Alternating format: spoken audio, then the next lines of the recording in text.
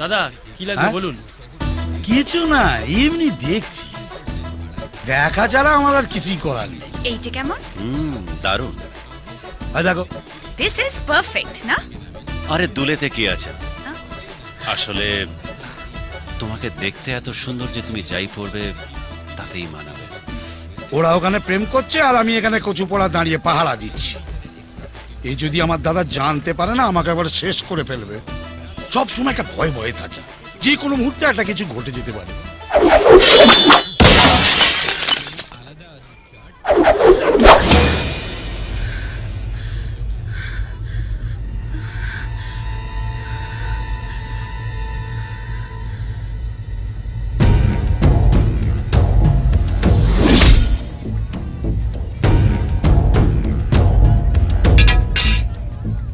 কুচবিহারে ওর দাদার সঙ্গে আমাদের এখন অনেক হিসেব বাকি। তুই বেমতলব আমাদের খাতায় তোর নামটা তুলে দিয়েছিস। ওকে মেরে মেয়েটাকে সাবধানে নিয়ে আয়। ঠিক আছে মামা।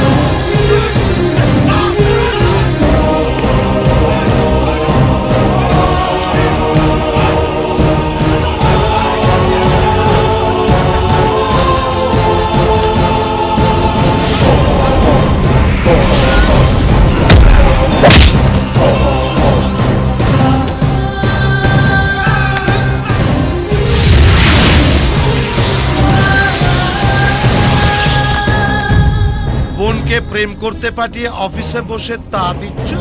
এই খবরদার, যদি আমার বোনের কিছু হয় ক্ষতি হবে না, শুধু তোর বোনকে বিয়ের পিঁড়িতে বসানো হবে। আর তুই বসে বসে অ্যাকাউন্টস দেখবি কত লোক তোর বোনের বিয়েতে খাবে।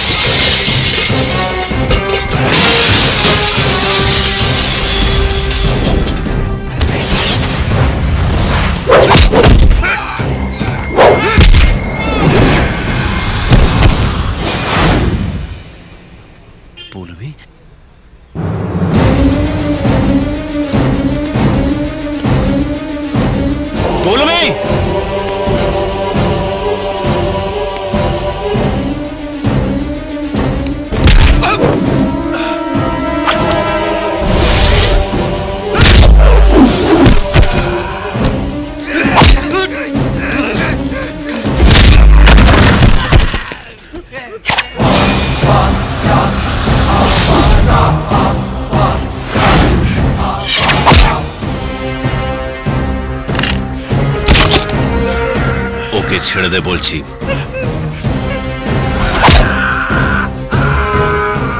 ছেড়ে দে।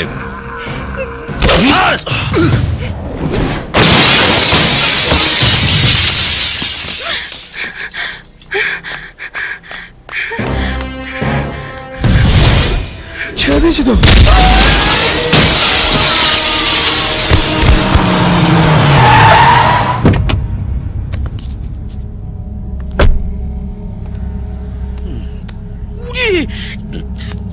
মদন, কি ব্যাপার ইন্দ্রনাথ, তুমি এখানে? পৌলমী কোথায়? কেন বাড়িতে আমার সঙ্গে আসতে চেয়েছিল, আমি বললাম তোর যাওয়ার কোনো দরকার নেই। কি দরকার বল, আমি তোকে এনে দেবো। আরে ভয় পাওয়ার কি আছে, আমি ছিলাম তো, তোমার কোনো ক্ষতি হতে দিতাম না। কি হলো?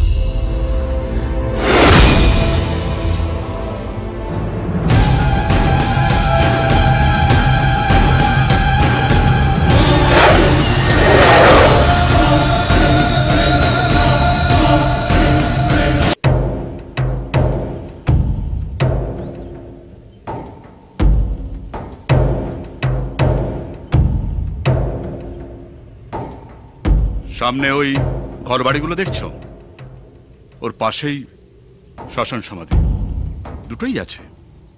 কেউ যদি আমার বোনকে বিয়ে করে রাতারাতি বড় লোক হবার স্বপ্ন দেখে, তাকে মেরে ওইখানে পুঁতে দেব।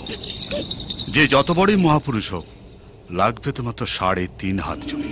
আপনি যে আমার জন্য এতটা ভেবেছেন এটা জেনেও আমার ভালো লাগছে। তবে 3.5 হাত জমি সবার জন্য নয়। যার পাওয়ার যত বেশি, তার জন্য বরাদ্দও তত বেশি। মহাত্মা গান্ধীর জন্য রাজঘাট, ইন্দিরা গান্ধীর জন্য শক্তিস্থল, আর আমারটা মরার আগে আমি আপনাকে জানিয়ে যাব। মরবে তো তুমি বটেই, আমার হাতে না হলেও ওদের হাতে। কাদের মেরেছ তুমি জানো? কাদের? টনির ছেলেদের। কে টনি? চিল কাটা, গোলাপ কাটা, চোর কাটা, সে যত বড়ই কাটা হোক না কেন, পৌলমীর জীবন থেকে তাকে আমি উপরে ফেলে দেব। তুমি জানো না টনি ভরদ্বাজ কি জাতের শয়তান? এখনো ওর নারী টিপে দেখিনি। ওটিতে ঢোকাবার আগে আপনার কাছ থেকে ওর কেস হিস্ট্রিটা শুনি। সেদিন ছিল কলকাতার মানুষের কাছে ব্ল্যাক ফ্রাইডে। মাত্র 6 মাসের মধ্যে ভেঙে পড়েছিল হসপিটালটা। এতগুলো মানুষের মৃত্যু সেদিন নাড়িয়ে দিয়েছিল গোটা দেশকে। সরকার তদন্তের নির্দেশ দিয়েছিল। তদন্তের দায়িত্ব দেওয়া হয়েছিল আমার বন্ধু মিউনিসিপ্যাল কর্পোরেশনের ইঞ্জিনিয়ার প্রশান্ত মুখার্জিকে। স্যার, ওই হসপিটালের বোর্ড অফ ডিরেক্টরসের চেয়ারম্যান টনি ভরদ্বাজ। তো স্যার, আপনি টনি ভরদ্বাজকে জানেন না? আমার জানার দরকার নেই। আমি শুধু এটাই জানি যে ওই হাসপাতালটা নিয়ম না মেনে তৈরি হয়েছিল, আর ওটা ভেঙে পড়ায় অনেক মানুষের প্রাণহানি হয়েছে। সরকার থেকে আমাকে তদন্তের ভার দেওয়া হয়েছে, আমি সেটাই করছি। যে এর জন্য দায়ী তাকে শাস্তি পেতেই হবে। টনি ভরদ্বাজ একজন সাংঘাতিক লোক স্যার। আমি টনি ভরদ্বাজের মতো কাউকেই ভয় পাই না। আমি ভয় পাই রাজ্যের মানুষকে, যারা একবার রুখে দাঁড়ালে শুধু একটা হাসপাতাল নয়, গোটা রাজ্যটাকে ধসিয়ে দিতে পারে। বাবা, এটা বিয়ের শাড়ি ভালো লাগছে? খুব সুন্দর। তাহলে এটা আমি রাখি? তোর যেটা খুশি সেটা রাখ। ঠিক আছে। এগুলো সব পোস্ট করে দেবে, আর এগুলোকে তুমি নিজের হাতে গিয়ে দিয়ে আসবে। ঠিক আছে স্যার। আমার একমাত্র মেয়ের বিয়ে, সবাই যেন আসে। আচ্ছা স্যার। নমস্কার প্রশান্ত বাবু, নমস্কার। নমস্কার। আমরা কয়েকদিন আগেই চলে এলাম। 1 মিনিট। আপনারা বুঝি বরের বাড়ির লোক? না, আমরা টনি ভরদ্বাজের। আমি টনির মামা, আর এরা টনির পোষ্য। কারোর গলা কাটে, কাউকে তুলে আনে, যখন যেরকম অর্ডার হয় আর। তাহলে আপনারা ভুল বাড়িতে এসেছেন। এখানে তোলারও কেউ নেই, কাটারও কিছু নেই। আসুন। ব্যাপারটা আপনাকে বুঝিয়ে বলি। হসপিটালে যেসব রোগী ভর্তি হয় সবাই তো বাঁচে না। ওটা ধসে পড়ে একসঙ্গে অনেকগুলো লোক মারা গেছে, তা ওদের পরিবারের লোকজন তো রয়েছে কান্নাকাটি করার জন্য। আপনি ফালতু কান্নাকাটি করছেন কেন? এক্ষুনি এখান থেকে না গেলে আমি আপনার কাছে কেস করব। দেখছেন এমনিতেই হাজার হাজার কেস জমে রয়েছে, জজ সাহেবরা হিমশিম খাচ্ছেন, আপনি তার উপর আরো বোঝা চাপাতে চাইছেন। নিজে তো ভালো করে ঘুমোন না, অন্যদেরও শান্তিতে ঘুমোতে দেবেন না। নিন, এই ফাইলটায় পটাপট সই করে দিন। আমার ভাগ্নে এসে গেলে কিন্তু আবার অন্যরকম ভাবে খেলবে। কি করবে? আমি সই করব না। আপনার বাবা সই করবে।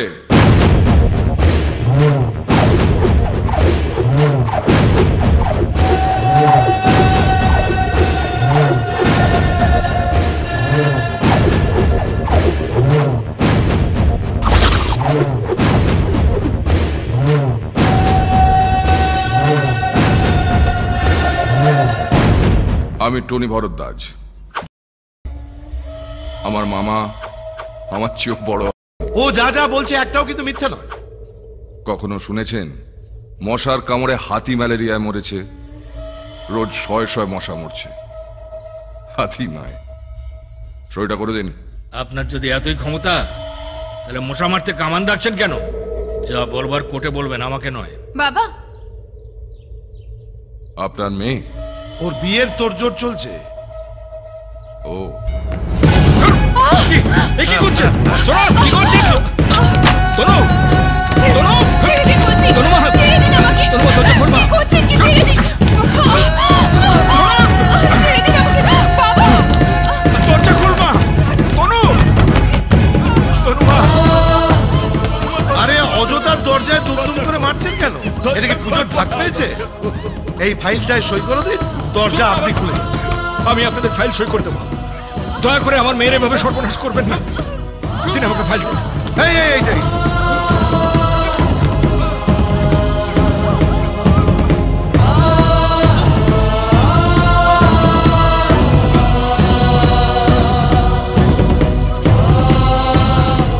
ভাগ্নে, বেরিয়ে এসো, আমাদের কাজ হয়ে গেছে। আমারও কাজ হয়ে গেছে। এই নিয়ে ৯৭টা হলো। আরে যুধিষ্ঠিরের বাচ্চা, রিটায়ারমেন্টের পর তোমার চেয়ারে যে বসবে তাকে এই গল্পটা শুনিও, যাতে সে আমার নাম শুনলে ভয় তোমার মতো কেঁদে কোকিয়ে ওঠে। এই ভয়টা আমি সবার চোখে দেখতে চাই। হোয়াট?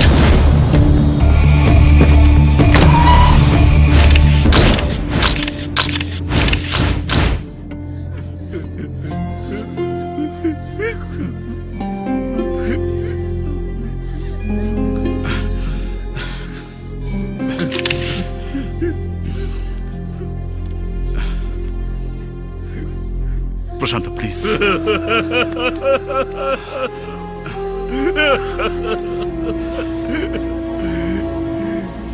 ভগবান আমার সততার কত বড় পুরস্কার নিয়েছে দেখ। আমার সব কিছু কেড়ে নিয়েছে, আমার মেয়েটাকে। না প্রশান্ত, না, তুই নয়। এবার প্রত্যেকটা দিন চোখে জল ফেলবে। ওর জীবন থেকে এবার আমি সবকিছু কেড়ে নেব, সবকিছু। ভাগ্নে, ওই ইঞ্জিনিয়ার উকিলের চিঠি পাঠিয়েছে। 14 তারিখ আমাদের কোর্টে হাজির হতে হবে। মেয়েকে ভোগে পাঠি ভাবলাম, ওর মাজা ভেঙে দিয়েছি। এ তো দেখছি আবার খাড়া হয়ে উঠেছে। অনেকদিন কোর্টে পা রাখিনি। উকিল ঠিক করো। আর দেখো সেও যেন আমার মতোই।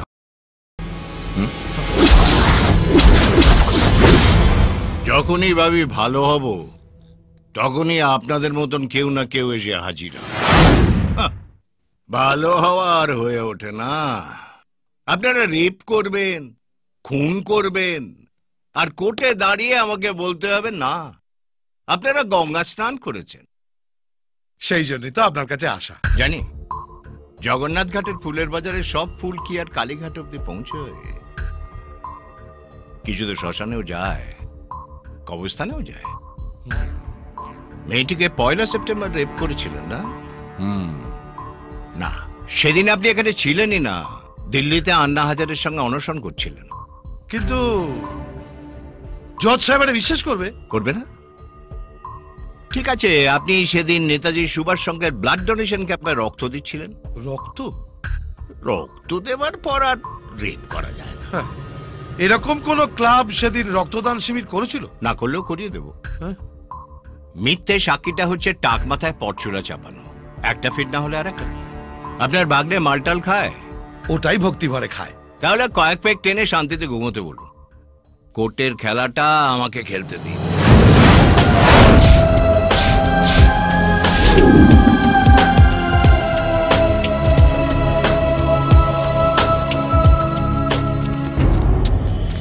টনি ভরদ্বাজের বিরুদ্ধে আপনি যে অভিযোগ এনেছেন আদালতে তা প্রমাণ করতে পারবেন? ভগবান সাক্ষী আছেন স্যার।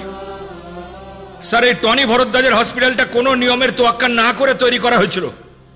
ওটা ভেঙে পড়ে অনেক মানুষ মারা গেছে। আমার উপরে তদন্তের ভার পড়ে।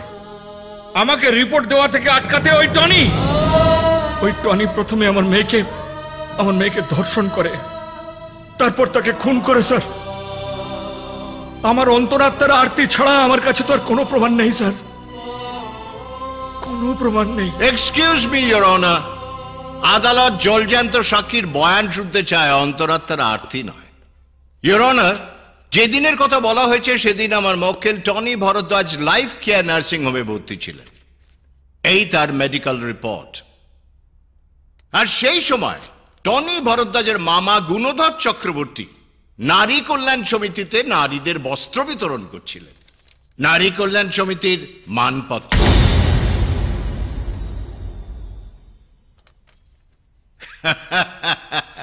দেখেছেন তো ইওর অনার, কি নিষ্পাপ মুখ, নম্র ব্যবহার, যেন দেব শিশু। But he is a criminal. আর ওর এই ভাগ্নে হলো এক বিকৃত মোনা খুনি।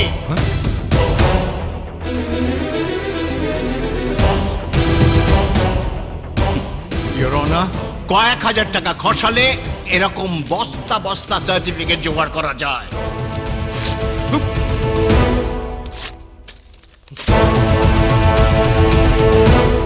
ইওর অনার, মানুষ ডাক্তার আর উকিলের কাছে সব সময় সত্যি কথা বলে, স্বীকারোক্তি দেয়। আমার কাছে সেই রকম একটি স্বীকারোক্তি আছে, আদালতের সামনে আমি সেটি পেশ করছি। এই নারকীয় অপরাধের অকপট স্বীকারোক্তি এতে পাবেন। আপনাকে রেপ করতে কেউ দেখেছে? না, আমার ভাগ্নে তো দরজা বন্ধ করে মেয়েটাকে রেপ করেছে। মেয়েটাকে মারলেন কেন?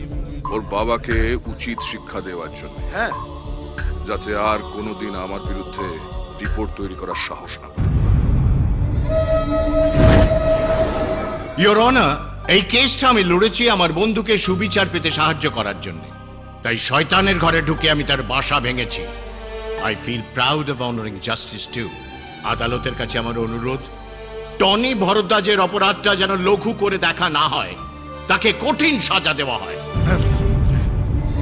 অভিযুক্ত টনি ভরদ্বাজকে ধর্ষণ এবং খুনের মামলায় দোষী সাব্যস্ত করা হলো এবং তাকে 6 বছর সশ্রম কারাদণ্ড দেওয়া হলো। তুই মনের ময়না করিস তুই পায় না, কাছেতে আয় না।